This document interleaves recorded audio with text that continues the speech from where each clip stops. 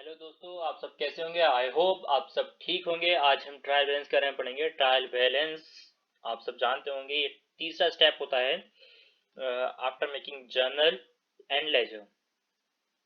Journal एक journal को आप सब जानते होंगे, इसे बुक ऑफ ओरिजिनल एंट्री बोला जाता है, प्राइमरी बुक भी बोला जाता है, डे बुक भी बोला जाता है, क्योंकि सबसे पहले एंट्री वहीं बनाई जाती है। उसके बाद पे वो कहाँ पोस्ट होती है, उसके बाद वो ट्रांसफर की जाती है लेजर में, जिसे हम उसके प्रोसेस को कहते हैं posting. Posting of an entry from journal to ledger. और उनसे क्या होता है, उनसे जो बैलेंसेस निकल के आते हैं, टोटल निकल के आते हैं, वो कहाँ ट्रांसफर किए जाते हैं, फिर ट्रायल बैलेंस में। क्यों ट्रायल बैलेंस से हम क्यों ट्रांसफर करते हैं, वो उसकी एक मेन वजह है to check the arithmetical accuracy. Arithmetical accuracy मतलब जो हमने करेक्टनेस देखी अकाउंट में, जो हमने ट्रांसफर किए हैं अकाउंट, है ना, जो हमने अकाउंट्स बनाए हैं, जो उनके टोटल निकाले हैं, उनकी अर्थमेटिकल एक्यूरेसी चेक की जाती है उनका टोटल करके। जो डेबिट साइड का टोटल निकलता है वो क्रेडिट साइड के बराबर अगर आ जाता है, मतलब मान लीजिए टैली कर जाता है वो, तो उससे क्या होता है कि हमने जो अकाउंट्स के टोटल निकाले हैं, बैलेंसेस निकाले हैं, वो एक्यूरेट है। और उसके बाद हम फर्दर उस प्रोसेस को कंटिन्यू कर सकते हैं, फाइनल अकाउंट बना सकते हैं, फाइनेंशियल स्टेटमेंट बना सकते हैं, है ना, कैश फ्लोज बना सकते हैं, और जो trading P and balance sheet बनती है फाइनेंशियल स्टेटमेंट पे, ये बना सकते हैं, है ना। आज हम इसके बारे में फिर डीपली में पढ़ेंगे, ट्रायल बैलेंस के बारे में, कि ट्रायल बैलेंस होता क्या है, उसका मीनिंग के बारे में जानेंगे, उसके कैरेक्टरिस्टिक्स के बारे में जानेंगे, उसके ऑब्जेक्टिव के बारे में जानेंगे, और साथ ही साथ उसके मेथड्स, वो कितने तरह के मेथड्स होते हैं जिनसे ट्रायल बैलेंस बना जाते हैं। तो पहले आते हैं मीनिंग पर। Trial balance is a statement of debit and credit total और बैलेंसेस। ये एक स्टेटमेंट होता है, नॉट एट अकाउंट। ठीक है, ये एक स्टेटमेंट होता है जिसमें डेबिट के टोटल भी या बैलेंस भी लिखे जाते हैं, या और क्रेडिट के टोटल और बैलेंस भी लिखे जाते हैं। टोटल बैलेंस का मतलब है, एक तो होता है टोटल, डेबिट साइड का टोटल और क्रेडिट साइड का टोटल, वो लिखना। एक होता है बैलेंस, के मान लीजिए आप जब जर्नल नहीं, लेजर बनाते हैं, तो एक डेबिट साइड होती है तो दूसरी क्रेडिट साइड होती है ना। तो देखते हैं आप, एक जगह डेबिट साइड का टोटल ज्यादा आता है तो दूसरे क्रेडिट साइड का टोटल कम आता है, तो जो उनके बीच का डिफरेंस होता है वो होता है बैलेंस। वही बैलेंस के बारे में बात हो रही है यहाँ। तो extracted from the ledger with the view to test the arithmetical accuracy of the book। Arithmetical accuracy मतलब उनकी न्यूमेरिकल वैल्यू से कही जा रही है कि जो हमने ट्रांसफर की हैं transaction from journal to ledger, वो अच्छी तरह से पोस्ट हुई है एक्यूरेटली, है ना, विदाउट एनी एरर, ओमिशन और मिस्टेक के। अगर वो सब ट्रांसफर सही होंगी तो मतलब सही वैल्यू के साथ हुई होंगी, और उससे क्या होगा, जो हमारे जो टोटल निकल के आएगा वो बिल्कुल बराबर होगा डेबिट साइड के टोटल से क्रेडिट साइड के टोटल के। Under double entry system each transaction is recorded at one place. Double entry system में एक फायदा यह है कि आप इजीली अपने जो एरर, ओमिशन या मिस्टेक है, इन सबको इजीली ट्रैक कर सकते हैं। कैसे? क्योंकि यहाँ पर जो एक ट्रांजेक्शन है वो दो जगह इफेक्ट डालती है। ठीक, वो मान लीजिए एक साइड, एक तो once on the debit side of one account and one again on the credit side of another account। मान लीजिए आपने एक फर्नीचर खरीदा, तो आप एंट्री बनाएंगे furniture account debit to cash account. Debit what comes in, credit what goes out. ये एक ट्रेडिशनल अप्रोच की तरफ से एक फॉर्मूला है, ये रियल अकाउंट पे अपनाते हैं। आप सबने पढ़ा ही होगा कि रियल अकाउंट कौन से होते हैं, नॉमिनल कौन से होते हैं, पर्सनल कौन से होते हैं, है ना। तो रियल अकाउंट वो होते हैं जिसमें सारे एसेट्स आते हैं, और फर्नीचर और कैश दोनों ही हमारे एसेट हैं। तो एक ही बनेगी, debit what comes in and credit what goes out. तो हमारे पास फर्नीचर आ रहा है तो डेबिट कर दिया, और क्या जा रहा है, कैश, तो क्रेडिट कर दिया। उसका इफेक्ट कैसे पड़ेगा, जो फर्नीचर अकाउंट हम जो बनाएंगे तो उसकी डेबिट साइड में लिखा जाएगा टू कैश, और डेट के साथ उसे लिख दिया जाएगा विद करेक्ट अमाउंट, है ना। तो उससे क्या होगा कि वहां पर उनका डेबिट साइड में एक इफेक्ट पड़ेगा, है ना, वो इंक्रीज हो जाएगा डेबिट साइड उनका क्रेडिट साइड के मुकाबले, और जो कैश है वो डिक्रीज हो जाएगा, और वो क्रेडिट साइड में आकर बाय फर्नीचर करके ट्रेड डालकर उसके साथ उनकी अमाउंट लिखकर लिख दिया जाएगा। वहाँ क्या होगा, कैश कम हो गया, क्योंकि हमने कैश पे फर्नीचर खरीदा है, तो कैश तो गया पर फर्नीचर आया। तो इस तरह से एक ट्रांजेक्शन दो जगह इफेक्ट डालती है, एक debit side of one account and credit side of another account. It should mean that total of all the entries on the debit side of different accounts should tally with the total of the all entries on credit side of all the account. जो debit side के जितने भी account होते हैं, जितने भी मान लीजिए एसेट्स होते हैं, जितने भी एक्सपेंसेस होते हैं, उनके जो डेबिट साइड का टोटल होता है वो क्रेडिट साइड के टोटल के बराबर होना चाहिए। किसके? कैपिटल, अदर इनकम, है ना, जितने भी हैं उन सबके टोटल के बराबर होना चाहिए। इससे क्या होता है, जब हमारे जो डेबिट और क्रेडिट साइड इक्वल होते हैं, मतलब आप बैलेंस शीट तो आपने पढ़ा ही होगा कि asset is equal to liability plus capital. जो हमारे एसेट्स होते हैं वो हमेशा लायबिलिटी प्लस कैपिटल के बराबर होते हैं। इसी तरह से जो हमारी डेबिट साइड होते हैं वो क्रेडिट साइड के बराबर होने चाहिए। क्यों? क्योंकि जैसे हमने जो क्रेडिट साइड आती है, क्रेडिट साइड में इनकम आती है और हमारी कैपिटल आती है, और एसेट आते हैं। जो डेबिट साइड होती है उसमें क्या आते हैं? उसमें आते हैं सारे के सारे एक्सपेंसेस और एसेट। तो एक तरह से वो एसेट पार्ट कवर कर रहा है डेबिट साइड, है ना, और क्रेडिट साइड पार्ट कवर कर रहा है जो हमारी लायबिलिटीज हैं और जो हमारी इनकम और जो हमारी कैपिटल है। तो इसी तरह से जो डेबिट साइड होना चाहिए वो टोटल होना बराबर होना चाहिए, है ना, इक्वल होना चाहिए credit side of all account. उसके बाद हम पढ़ते हैं कुछ कैरेक्टरिस्टिक्स जो ट्रायल बैलेंस के बारे में बताते हैं। Trial balance is a list of balance of all ledger account and the cashback. ये ट्रायल बैलेंस है, इसमें हम लिस्ट ऑफ बैलेंसेस होते हैं और जितने भी बैलेंस होते हैं सारे के सारे लेजर अकाउंट के with the cash book. Cash book एक मेजर पार्ट होता है लेजर का, क्योंकि उसमें क्या होता है, सारे के सारे ट्रांजेक्शन मेड थ्रू कैश होती है या बैंक होती है। क्योंकि अब आप पैसा दोगे या तो आप कैश में पे करोगे या उसे बैंक से चेक काट के दोगे, है ना। तो ऑल दी ट्रांजेक्शन, सबकी ट्रांजेक्शन इफेक्ट कहाँ पड़ता है? कैश में पड़ता है। जो माल खरीदते हैं हम, जो भी मटेरियल होता है वो कहाँ से लेता है? कैश से लेते हैं, है ना। जो डेप्टर्स को पे ऑफ, क्रेडिटर्स को पे ऑफ करना होता है और डेप्टर से पैसा मिलता है वो कहाँ जाता है? कैश में आता है। ठीक है। इसी तरह से इसके जो अगला कैरेक्टरिस्टिक्स है वो है, it is merely a working paper not a statement. Sorry, it is merely a working paper not an account. Always remember, trial balance is just a statement not an account. ठीक है, ये एक सिर्फ simple statement है, इसे account नहीं बोला जाता। अकाउंट क्योंकि ये सिर्फ क्यों बनाया जाता है, इसका को क्यों इसे स्टेटमेंट बोला जाता है? क्योंकि ये सिर्फ इसका एक ही काम है, to check the arithmetical accuracy only. क्योंकि अगर ये नहीं बनाया जाएगा तो फिर जो हम अगर बिना देखे हम अपने फाइनल अकाउंट फाइनेंशियल स्टेटमेंट बनाने लगेंगे तो उनमें गड़बड़ा, क्या पता कोई मिस्टेक का चांस हो जिससे वो टैली ना हो या फिर आगे हमें कोई करेक्ट फाइनेंशियल रिपोर्ट ना मिले। तो इसीलिए ही ट्रायल बैलेंस बना जाता है ताकि उनकी अर्थमेटिकल एक्यूरेसी चेक की जाए। इसके बाद है third point, it is always prepared on a particular date not a particular period.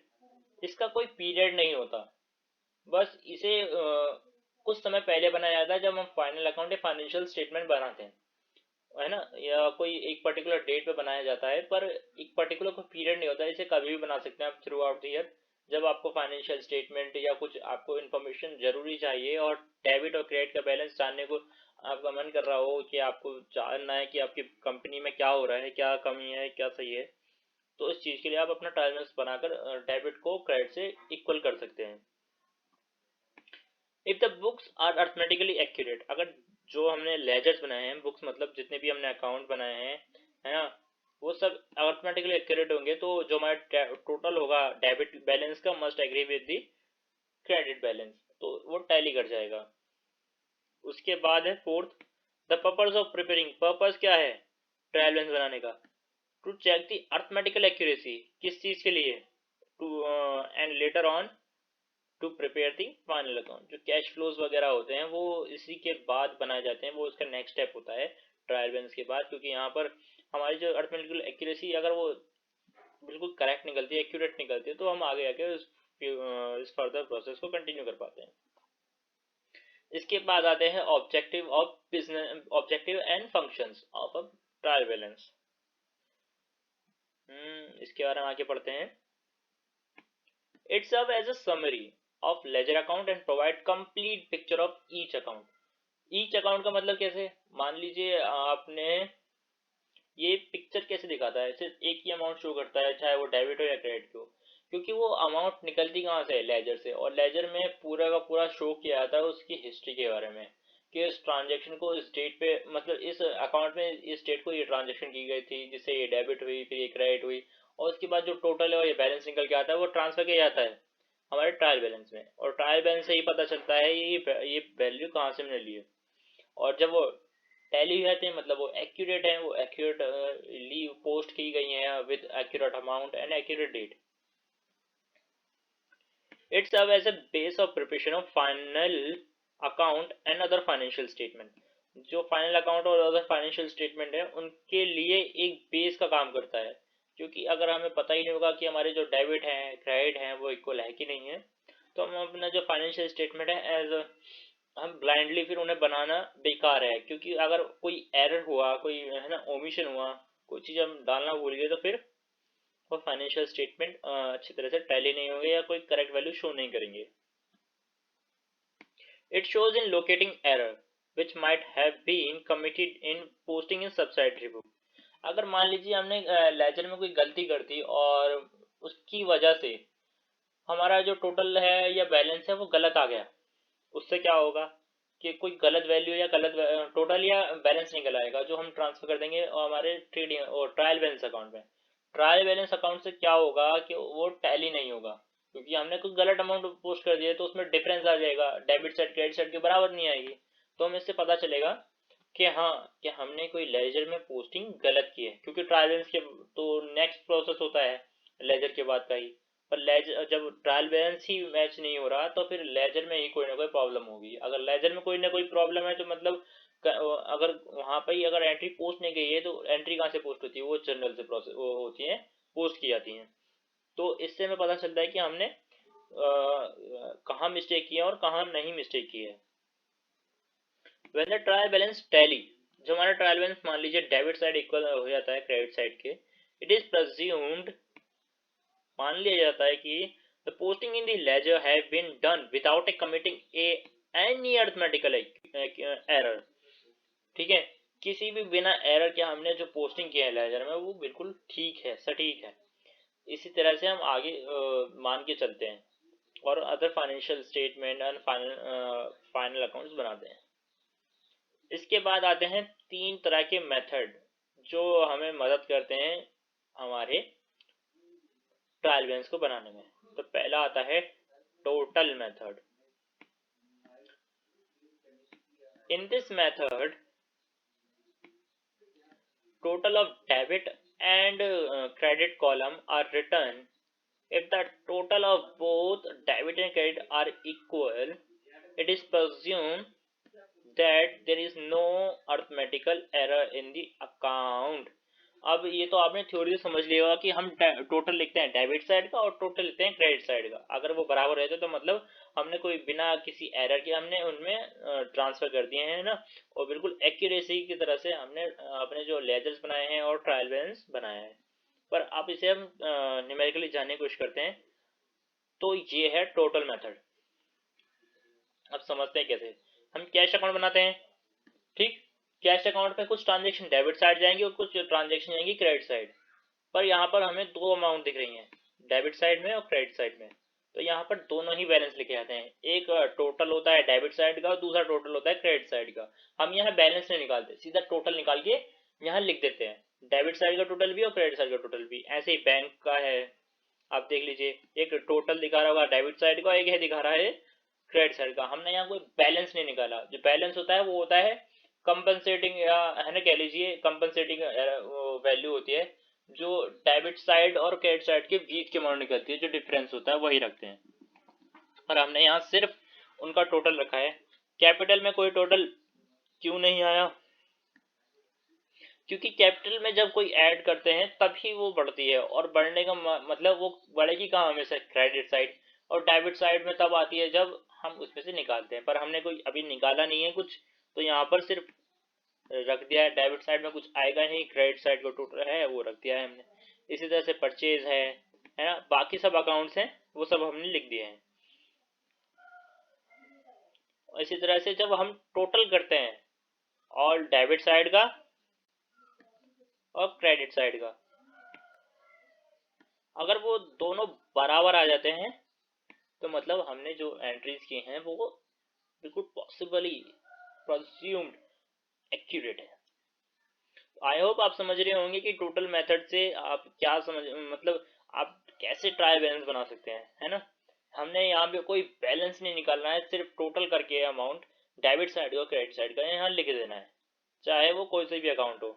अब कैपिटल अकाउंट आप समझ रहे होंगे, परचेज अकाउंट समझ रहे होंगे। परचेज आपने की है तो वहाँ पर सिर्फ डेबिट साइड पर फर्क पड़ेगा क्योंकि हमने कैश में परचेज की है, पर क्रेडिट में तब पड़ेगा जब हमने परचेज वापस की हो, है ना। पर हमने यहाँ नहीं की तो हमने यहाँ लिखा नहीं। अगर होता तो वो एंट्री में तो वहाँ पे बैलेंस दिखाया जाता। अब इससे नेक्स्ट वाला है वो है बैलेंस मेथड। अब बैलेंस आप नाम समझ गए होंगे नाम से ही कि क्या होगा इसमें। In this method the balance of every account is written instead of his total.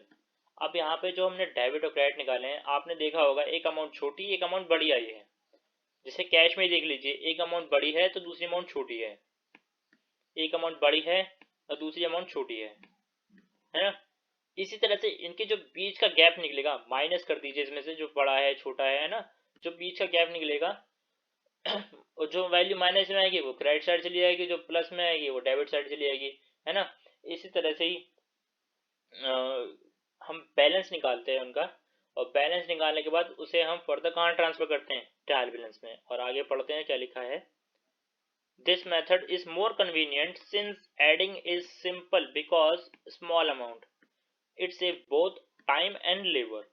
ये क्यों मेथड आप प्रेफर करते हैं, क्योंकि यहाँ पर जो अमाउंट आती है वो बैलेंस निकल के आता है। बड़ी अमाउंट कोई निकल के नहीं आती, सिर्फ बैलेंस निकल के आएगा, क्योंकि वो होता है दो बड़ी वैल्यू के बीच का डिफरेंस, और जो डिफरेंस निकल के आएगा उसे ऐड करना आसान होगा, बस इसलिए ये मेथड कन्वीनियंट है।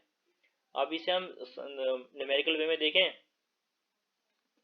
तो ये है हमारा बैलेंस मेथड। जब हमने डेबिट साइड और क्रेडिट साइड का टोटल किया, डिफरेंस निकाला, तो यहाँ पे आया बैलेंस, यहाँ पे आया बैलेंस। कैपिटल में कोई था ही नहीं तो यहीं पे आएगा, ठीक है। परचेज में नहीं था तो इसी तरह से हमने सिर्फ बैलेंस अमाउंट निकाल के यहाँ रख दिया है और कुछ नहीं किया। और फिर बाद में जब हम टोटल करेंगे, अगर वो भी बराबर बैठता है debit side equal to credit side, मतलब अभी भी हमने कोई मिस्टेक नहीं की है। मैंने सेम ही क्वेश्चन लिया है, ये भी और ये भी। आप इसे एक बार स्क्रीनशॉट लेकर आप इसे खुद भी कर सकते हैं कि जो मैंने ट्रांसफर किए हैं वैल्यू वो सही है कि नहीं है, आप खुद भी चेक कर सकते हैं, ठीक है। अब जैसे कि मैंने बताया कि यहाँ पर जो डेबिट आएगा और क्रेडिट आएगा वो बराबर होंगे, तो मतलब अभी भी हमने कोई जीरो चांसेस नहीं है मिस्टेक के। अब जो तीसरा मेथड है वो और पढ़ लेते हैं। तीसरा मेथड है total and balance method, combined method जिसे कहते हैं। जो हमने ऊपर दो पढ़े हैं उनका कंबाइंड वर्जन होता है। This is the combination of above two method, thus it contain four column. Four column कौन से, two column for total and two for balance, क्योंकि हमने यहाँ पे पढ़ा कि यहाँ पे सिर्फ टोटल ले आते हैं और यहाँ पे सिर्फ ले आते हैं बैलेंस। तो इसी तरह से यहाँ पर सिर्फ टोटल की अमाउंट लिख दी जाती है और सिर्फ दो कॉलम में ही बैलेंस की अमाउंट और दो कॉलम में ही टोटल की अमाउंट। ये मेथड इतना कन्वीनियंट क्यों नहीं है, क्योंकि ये इसमें बहुत टाइम लगता है और बहुत लेबर लगती है और टाइम लगता है, ठीक है।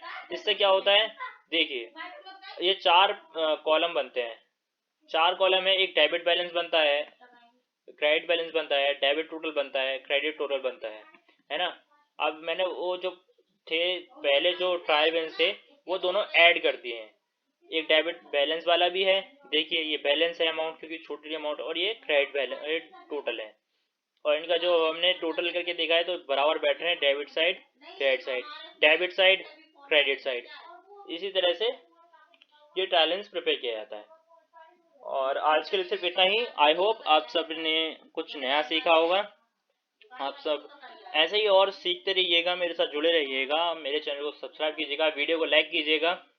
आई होप आपको बहुत कुछ सीखने को मिले मेरे साथ, और वीडियो को देखने के लिए धन्यवाद।